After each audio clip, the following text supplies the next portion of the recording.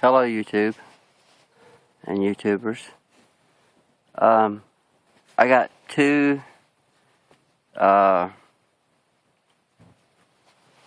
targets set up. I don't know if you can tell. I got a BCR. It's two typewriters.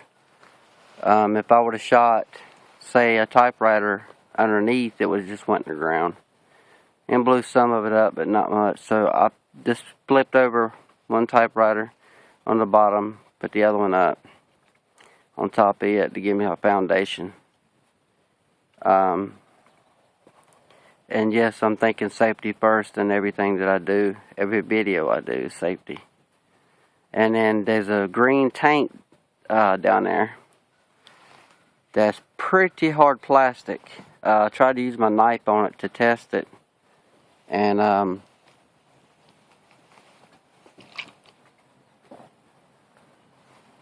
couldn't even cut it. But again, I've been cutting dirt too, so that makes sense. Alright, I'll show you the two targets, and then I'm going to have to go find my position. Like I said, there's 3 ounces in that tank down there. It's about a 2-foot green tank. Looks like something that people would use to spray bug spray or something like that. Anyway, then of course the 2 VCRs. I'll point them out.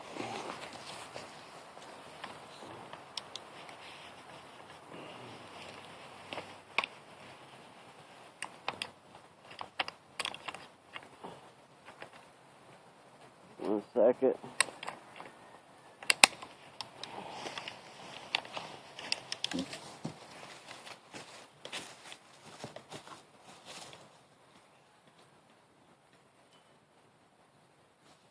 Alright, right here, I got a bag up underneath it, about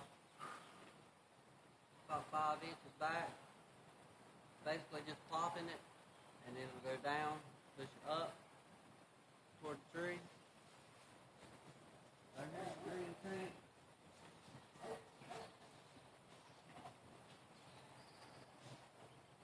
gotta hit it somewhere in here, where I got it set up.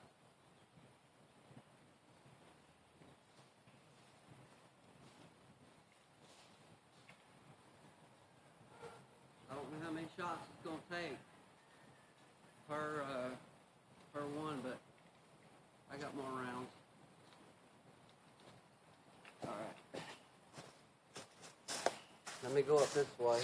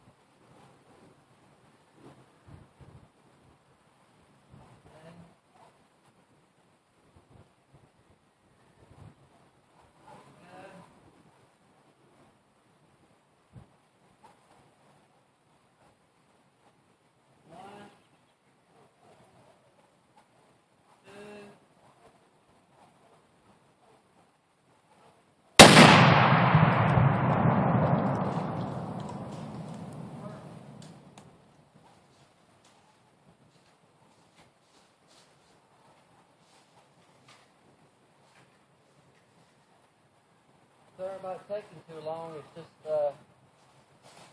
gotta move around in here and all the trees to find different positions. But I've also got to be 50 yards away. And not only do I have to be 50 yards away, but because I'm putting it in containers and stuff, I have to get a little bit further back than that because of trap.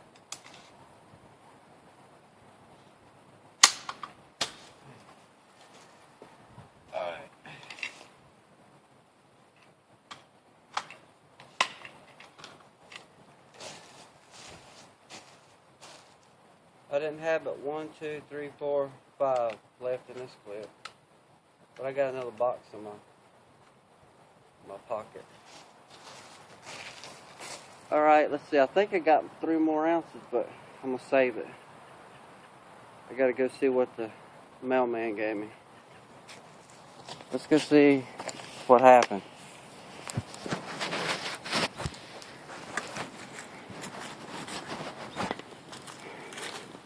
By the way, I got rid of that tree stump. I blew it out. And then I used my hands to do the rest. Oh, darn. There's the VCRs, or the typewriter, sorry. I thought I seen one fly. Let's see. I don't know, that might be the keyboard over here. Yeah, that's it.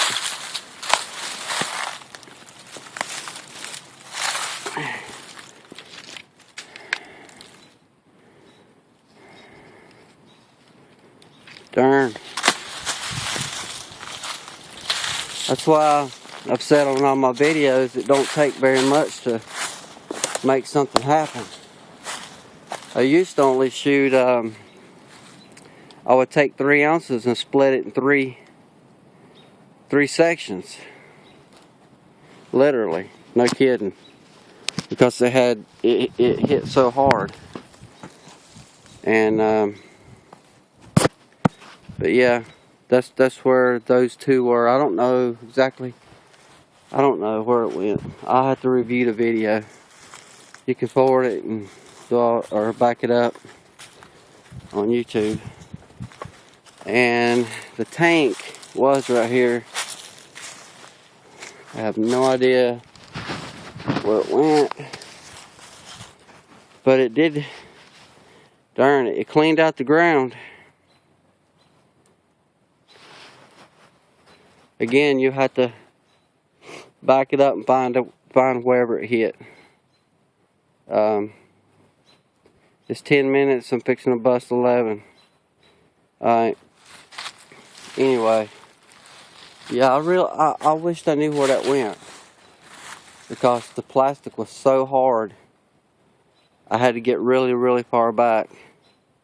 And there's nothing around here, so. And I don't want to be a, be a victim of some strap or something. Alright. I'm done shooting for today. That little ball right there, I was gonna cut a hole in it with a knife and then put me 3 ounces in that little ball so you can pump it up, ball, and then shoot it, but I decided to use that big green tank. But anyway.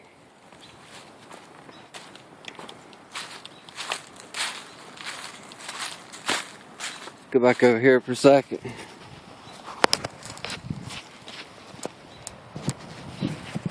Bing bong. Alrighty then.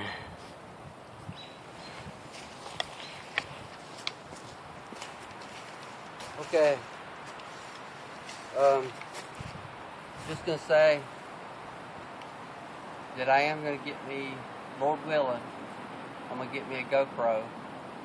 And I noticed that people were using GoPros to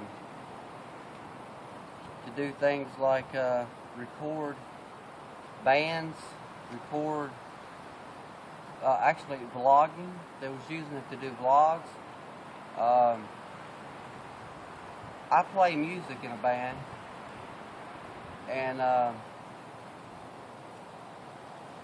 mean, we play all over the place, and I kept typing in, trying to look at the GoPros to see if anybody had tried to use an external mic that would pick up the lows and the frequency responses for these is 20,000 to 20 hertz. And if anybody that doesn't know what that means, it means 20 hertz means the speaker moves in, out 20 times in 1 second. So if they say 20 hertz or 20,000, that's on the high end of a speaker, tweeter. That means inside that tweeter it's moving 20,000 times in 1 second. And then if you're into systems and stuff like that, I'm pretty much into everything. I love sound. I love to record these videos with the sound that comes off of these explosives. I'm sorry, not explosives, targets. I take those sounds and record them, and then I can implement them into the music that we do, because I have a studio, and I can just listen to it really good, and I don't have to really do too much to it. Reason being, except compress it, but the reason being is because the echo, I don't have to add any reverb. I don't have to add anything to it. Basically, I mean, it's good when it's raw. And I looked up, you know, nuclear bombs and stuff like that on YouTube, and then they probably think that I'm some kind of freaking I don't know what. But what they don't understand is I'm really looking it up to take samples of the sounds, run it, and see what kind of frequencies that it's actually got going on. And you know, the lowest cycle is 1 cycle per second, and anybody that's ever dealt with that is the coolest thing. In fact, you can't hear it, but you sub, like I said, 1 second. It goes like this: 1, 2, 3, 4, 5. I mean, literally the whole sub. Like you got some JL audios or some W3s or 7s. Get you a 10 or 13 in that thing, and literally put it on 1 hertz or 1 cycle, 1 second. Yeah, 1 hertz, and that thing will just feel like the excursion is so crazy. It's like 2, 3, 4. And I've got programs that does it. So then you go up to say 3. You know, it starts to pop a little. You know, not pop, but it's like 1, 2, 3, 4, 5. Let's see, how would that be? 1, 2, 3. I don't know. Anyway, you know what I'm saying. Each second is what it is. You start getting up to about 15 hertz. 15 cycles in a second, you'll start to hear it. It depends on if you got a system or not. If you got a system, you can hear it. But conventionally, once you get up to say 20 cycles per second, you should be able to hear it on a system. You'll never hear it on the radio. It's not going to happen. But if you got a system and you throw 20 hertz in, yeah, you're going to hear it. Because when I run sound, see, I'm totally off the gun issue. I'm on something else. When I run sound, all the guys, all the bands, it's a lot of bands that I run sound for, I try to get their kick drum 40 hertz all the way up to if it needs it. 62. And the idea for that is I want people to feel it in their chest. It's just like when they hit the kick drum, it's like they don't know where it's coming from. They really can't hear it. They feel it. But yeah, anybody's been to a concert, they know what I'm talking about. That's what I do, and then of course I'm gonna give it that good hard hit too with the subsonics, and then I'm gonna give it a really high pop. A lot of people don't do that no more. I still do, because in metal, we play Christian metal. You do Christian metal, and or any metal, you got to have that high pop on the kick. But if you don't, then when you're playing it on, say, a little radio, you can't hear the kick because it won't. I mean, don't get me wrong, the speaker's going to be moving. At least on the mixes I do, the speaker does move, but you can't hear it that good. Now, when you put headphones on, that's a whole nother ballgame. You get any Sony's or, pretty decent quality headphones, any of my songs or mixes, you're going to hear the kick drum nailing. But the idea for that is always put a high pop in it. It's like, I've been doing it for years and years and years, and you'll hear that high pop on just a regular radio. You'll be able to hear it. And of course, you'll still be able to hear some of that low. Like I said, I go up to 60 to 62, so that'll usually pick up. But anyway, that's a whole nother ball game. If you don't talk about that, I'll make a video on that, on music and all that. So anyway, y'all have fun on YouTube. I'm gonna go in, clean up, and I don't know, might even play my guitar or something. Alright, y'all have fun on YouTube. Peace!